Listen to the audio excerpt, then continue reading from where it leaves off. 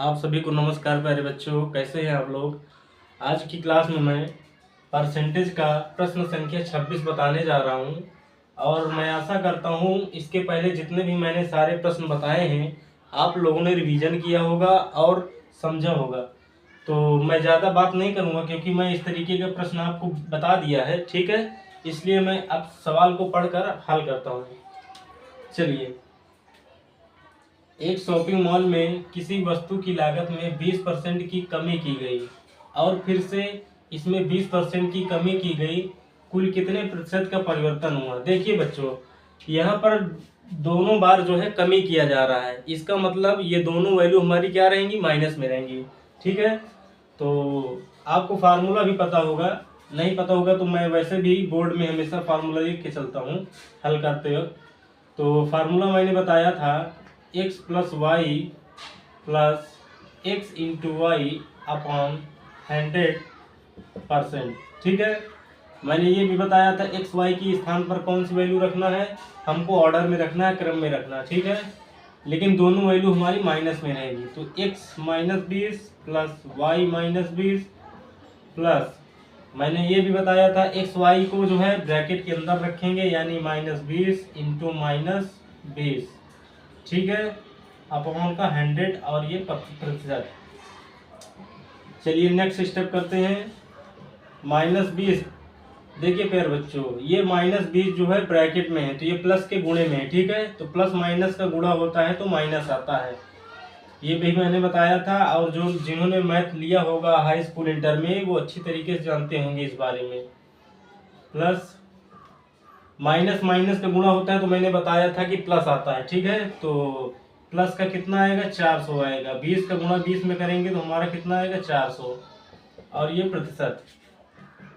चलिए देखिए, -20 -20 मैंने बताया था कोई वैल्यू सेम हो और माइनस में दोनों हो तो जुड़ जाएंगे, ठीक है। लेकिन चिन्ह वही रहेगा जो है पहले से, यानी माइनस का चिन्ह रहेगा। तो 20 का 20 इसमें जोड़ेंगे 40, ठीक है, और चिन्ह माइनस लगा के आएगा, प्लस 400/100 प्रतिशत। कुछ चलिए सरल करते हैं, काटते हैं, इसका 2 जीरो इसका 2 जीरो कट जाएगा तो बचा -40 प्लस 4%। बच्चों मैंने ये भी बताया था कि कोई संख्या अगर वैल्यू माइनस में है और वो घट रही है तो चिन्ह वही छोड़ के आएगा माइनस में। देखिए यहाँ -40 में लगा है, बड़ी संख्या की ओर लगा है, यहाँ 4 40 से छोटा है, तो यहाँ घटने पर कितना आएगा, 40 में से 4 गए 36, लेकिन चिन्ह माइनस का लग के आएगा, ठीक है, और ये प्रतिशत। अब देखिए बच्चों, 36 जो है हमारी वैल्यू माइनस में आ रही है, और माइनस किसको दर्शाता है, कमी को दर्शाता है। तो 36% का क्या हो रहा है, कमी हो रहा है, और यही हमारा क्या हो जाएगा, आंसर हो जाएगा, ठीक है प्यारे बच्चों। तो मैं आशा करता हूँ आप जो सवालों को दोहराए होंगे पिछले, तो ये भी समझ में आया होगा आज का सवाल। चलिए इसका अगला प्रश्न को हम देखते हैं।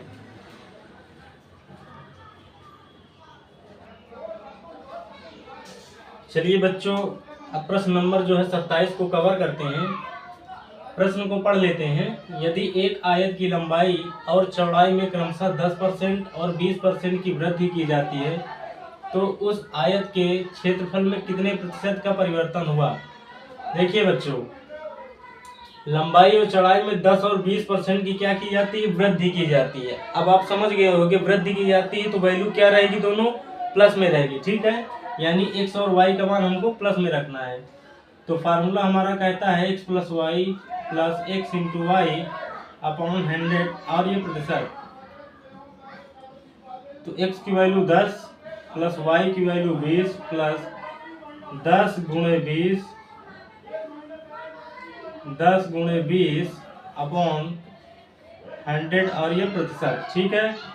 तो 10 प्लस 20 प्लस, देखिए 10 का गुणा 20 में करेंगे तो 200 आएगा, ठीक है, 200/100 और ये प्रतिशत। तो आगे इसको हल करेंगे, 10 प्लस 20 यानी 10 और 20 को जोड़ा जाएगा तो 30 प्लस, इसको कुछ सरल कर लेते हैं तो इसका 2 जीरो इसका 2 जीरो कट जाएगा तो ये 2 आएगा, ठीक है।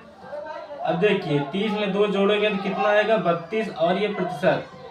देखिए बच्चों, ये वैल्यू हमारी जो है प्लस में आ रही है। ठीक है, यहाँ प्लस नहीं लिखा लेकिन फिर भी प्लस छिपा रहता है। ठीक है, ये वैल्यू प्लस में आ रही है, इसका मतलब क्या है कि कोई हमें कमी इसमें नहीं लग रहा है, यानी वृद्धि हो रही है। 32% का क्या हो रहा है, वृद्धि हो रहा है। और यही हमारा क्या हो जाएगा, फाइनल उत्तर हो जाएगा। ठीक है, तो मैं आशा करता हूँ बच्चों 26 और 27 सवाल ये दोनों आपको बहुत अच्छी तरीके से समझ में आए होंगे, और आप मेरे सवालों को दोहराते रहिए, पढ़ते रहिए। ठीक है बच्चों, अब बाकी के जो सवाल हैं वो मैं अगले दिन को देखूंगा। तब तक आप पढ़ते रहिए, सवाल को दोहराते रहिए। नमस्कार।